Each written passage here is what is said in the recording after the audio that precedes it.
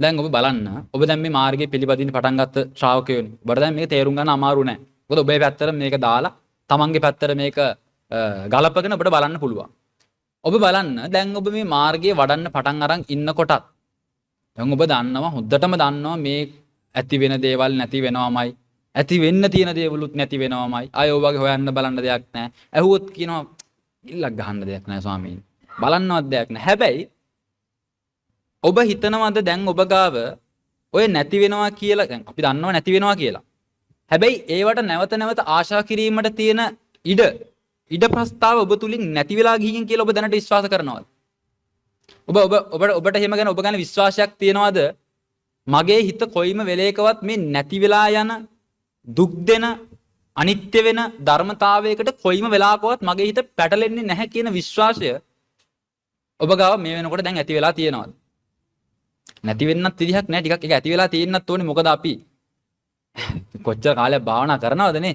අපි මේ එකපාර මේ කාලයක් මේක කර ඉඳලා එකපාර රහත් වෙන්නේ නැහැ නේ. ටික මේක යනවා. ඒක තියෙන්නත් ඕනේ. හැබැයි මම හිතන්නේ ඒක 100% අපිට ගරන්ට් කරන්න පුළුවන් කියලා. අපේ හිත වෙනස් වෙනවා කියන එක හරි තප්පරයකින් වෙන්න පුළුවන්. ලේසි නෑ දැන් අපේ හිත එක්ක අපි දැන් භාවනා කරනවා. අපි මේ අපි කියලා අදහස් කරන්නේ ඔය සියලු දෙනා. එතකොට අපේ හිත වෙනස් වෙනවා කියන එක එimhe එකපාර වෙන්න අමාරුයි. දැන් අපි කාලයක් තිස්සේ භාවනා කරන නිසා. අපි කාලයක් තිස්සේ බුදුරජාණන් වහන්සේගේ මාර්ගේ ගමන් කරන නිසා. හැබැයි ඉඩ ප්‍රස්තාවක් ලැබුණොත් කොහෙන් හරි මේ නියරේ කැඩුනොත් පල්ලෙහෙන් වතුර බහිනවා කියන එක අපේ හිතට වෙන්න පුළුවන් දෙයක්. ඒත් එක්ක බුදුරජාණන් වහන්සේ කිව්වේ මේ 10 ඇති වෙන්න පුළුවන් විදිය සමහර විට ඔබේ දරුවා වෙන්න පුළුවන්. සමහර විට ඔබේ ගෙවල් වෙන්න පුළුවන්. සමහර විට නෑ හිත මිතුරු වෙන්න පුළුවන්. සමහර විට ඔබ හිතනවා දැන් ආපහු නම් මේක වෙන එකක් නෑ ඉඩ තියෙනවා. බුදුරජාණන් වහන්සේ කිව්වා නම් රහත් වෙනකල් මේක මෙච්චරයි කියලා. බුදුරජාණන් වහන්සේ කිව්වා නම් අරහත්ත්වයට පත් වෙනකල්. දැන් බලන්න බුදුරජාණන් වහන්සේ ගාවට එන්නේ වෛද්‍ය වේදදුරා එන්නේ මේ කයේ තියෙන දැවිල්ල අහගෙන. ස්වාමීනි මොකද්ද තුවාලෙට උනේ කියලා අහගෙන එන්නේ. බුදුරජාණන් වහන්සේ ඒකත් නමලා හරවල ඉවරලා දාන්නේ ධර්මයට. දාගෙන බුදුරජාණන් වහන්සේ ඇයි ඒක ගැන මිස්මතු කරන්නේ? බුදුරජාණන් වහන්සේ දන්නවා මේ හැමෝටම බුදුරජාණන් වහන්සේගේ වේදනාව පැත්තක. බුදුරජාණන් වහන්සේට වේදනාව දැනෙන්නේ නැහැ. මට ඒක වැඩක් නැහැ. කායික වේදනාව කියන එක බුදුරජාණන් වහන්සේ ඒක ගැන හිතලා නැහැ. ඒක ගැන එලවලා නැහැ පස්සේ. හැබැයි බුදුරජාණන් වහන්සේ අර පැත්ත හරවලා කියලා දෙන්නේ මහණෙනි මේක ඇතුලේ කොයි දිව්‍ය ලෝකෙට ගියත් කොයි නිම්මාන රතිය නෙමෙයි අපි හිතන දේ හිතන විදියට පහළ වුණත් අපි මේක ඇතුලේ අපි කියන්නේ මොන ගේම ගැහුවා මොන දේ කරා මොන නැටුම නැටුවත් රහත් වෙන කල් හුස්මක්වත් හෙලන්න නැතුව ඒක පිණිස වෙහෙසෙන්න. දැන් ඔය බුදුරජාණන් වහන්සේගේ උපදේශයත් අරගෙන අපි අපේ ජීවිත පැත්තට හැරුණොත් අපිට තියෙන වගකීම් අපිට තියෙන යුතුයකම් අපිට තියෙන හැම දෙයක් එක්කම අපි හිතනවා මේ තමයි අපිට කරන්න පුළුවන් දේ. අපිට කරන්න පුළුවන් උපරිම තමයි අපි මේ කරන්නේ. අපිට ගන්න පුළුවන් උපරිම කාලය තමයි අපේ ජීවිතෙන් මේ අරගෙන අපි වෙහෙසන්නේ. ඔබ නිවන පිණිස උපරිම මහන්සි වෙන කෙනෙක් නම් ඔබ නිවන පිණිස ඕනෙම කැපකිරීමක් කරන්න ලෑස්ති නම් මම කියන්නේ. නැත්තම් අපිට නිවන කියන එක ලැබුණොත් යන්නම් වගේ මතක ඉන්නවා නම් කමක් නැහැ. එහෙම ඉන්න හැබැයි පස්සේ කාලෙක පසුතැවෙන්න වෙයි. ඒකට වගකීමක් අපි දරන්නේ නැත. හැබැයි ඔබ ඉන්නවනම් නිවන වෙනුවෙන් මට මේ ලෝකේ තියෙන ඕන දෙයක් කැප කරලා මම ඒක ලබා ගන්නවා. මොකද එහි තියෙන සැනසීම මම දන්නවා. වගේ මානසිකත්වයක ඔබ ඉන්නවනම් ඔබට මම දෙන්නම් අවස්ථාවක්. බොහෝ දේවල් කරන්න ඕනේ නැහැ. ජීවිතේ නැති කරගන්න, කඳු උඩින් පයින්න, සියදිවි නසා ගන්න කිසිම දෙයක් කරන්න ඕනේ නැහැ. පුළුවන් නම් ඔබේ ජීවිතේ ඔය අපි හිතනවා දැන් ඔය දැන් සීල් ගන්නවා කියලා කියන්නේ නිකන් පින්වත්නි අර පොඩි වෙලාවකට අපි නිකන් අපේ හිත මහාන කරනවා වගේ වැඩක් නේ. අපි පන්සලට ඇවිල්ලා 12න් පස්සේ කන්නේ නැතුව හැබැයි ඔබට තියෙන සිල්පද 10යි. මේ ශාසනයට ඇවිල්ලා දැන් ඔබ ගිහියෝ අනිත් එක. ඔබ මෙතනින් එළියට ගිහිල්ලා මොනවා කරත් කවුරුත් හොයන්න බලන්නෙත් නැහැ. ඔබට ඒක ගැටලුවකුත් නැහැ. ඔබේ හිතට කහටකුත් නැහැ. මම ඔබට දෙනවා එක අවස්ථාවක්. පුළුවන් නම් මේ දැන් අද ආයෙත් ඇවිල්ලා ආරන්ට ගෙදර ගිහිල්ලා මේ මට දරුවන්ට පණිවිඩය කියලා එන්නම් අම්මලාට පණිවිඩය කියලා එන්නම් පොත්වල ලියලා එන්නම් නෝට්බුක් එකේ සටහනක් දාලා එන්නම් මුකුත් නෙමෙයි මේ දැන් සිවුරක් දීලා කියනවා මහාන වෙන්න. අද ඉනම් මහාන ජීවිතේ පැවිදෙන්න කැමති අයත් ඇති. මම කියන්නේ ඒකයි ගැන නෙමෙයි. සාමාන්‍ය ඉන්න අයට අද මහාන වෙමුද? දැන් මේ වාහන ගෙවල් දොරවල් තියෙනවා මේවා කවුරු අරන් යයිද? මුකුත් වැඩක් නැහැ. වාහනේ ගෙදරට බාර දීලා එන්නම්. අද දැන් මහාන වෙමු මෙතන. සිවුර ගානේ දීගෙන යන්න. ඔබ සමහර විට නිකන් අර අපි කියන්නේ අර හිතට එන ගැම්මට අර නිකන් වෙමු ස්වාමීන් වහන්සේ එකට මහාන වෙයි.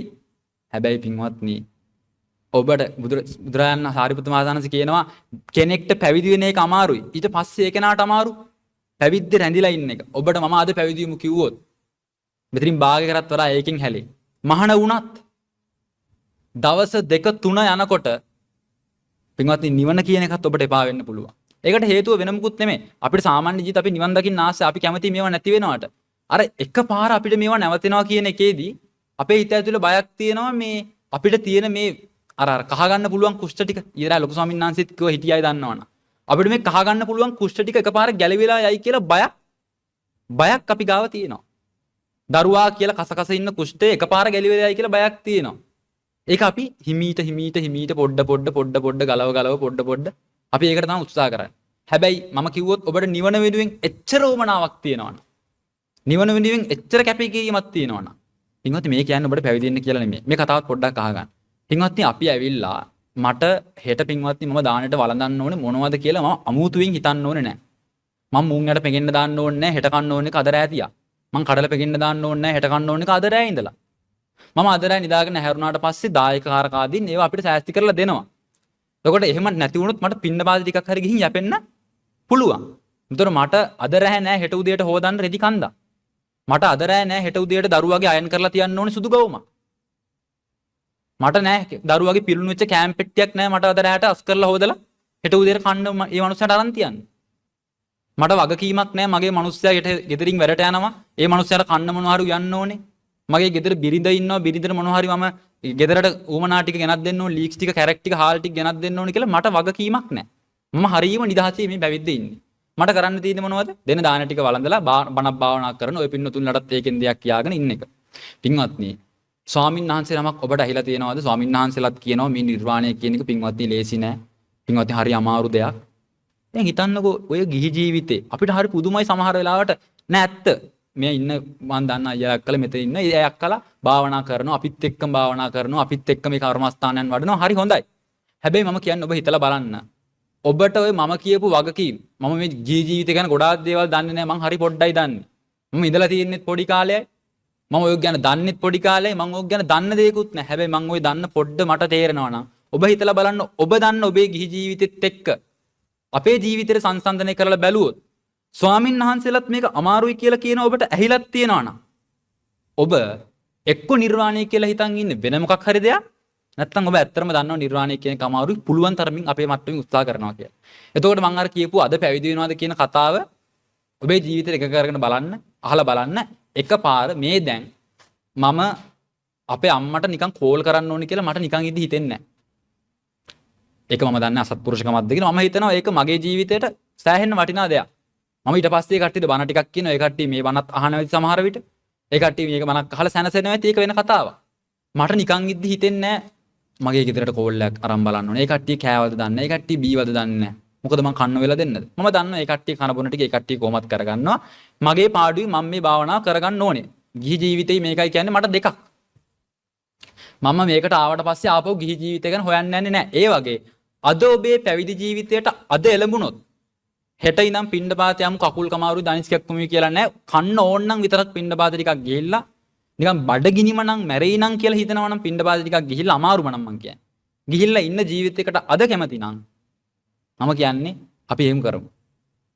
ඒක ඔබට වඩාත් හොඳයි. මම කියන්නේ මේ පැවිදි වෙන්න කියලා නෙමෙයි. ඔබේ ජීවිතේ ඔබට කරන්න පුළුවන්. මොකද විශාකාදී උපාසිකාවුනුත් ඒක කරා. හැබැයි මතක තියාගන්න නිකන් ඉඳලා නෙමෙයි. නිකන් ඉඳලා නෙමෙයි.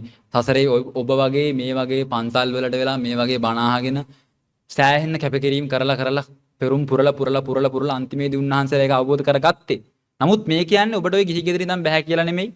අමාරුයි කියලා නෙමෙයි. එහෙම කියලා හිතන්න එපා. අපෝ මේක නම් අමාරුයි. ඉතින් අපි මෙහෙම හරි ඉන්න එක ලොකු දෙයක් නේ. ඒකත් ඒ පැත්තට දාගන්න එපා. මොකද සැනසීම සුසුම් හෙලන්න කාලයක් නැහැ.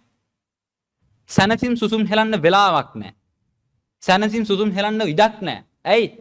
බුදුරජාණන් වහන්සේ කිව්වනේ කඩුවක් අමෝරාගෙන අපේ පිටිපස්සෙන් එනවා වගේ හිතන්න කියලා.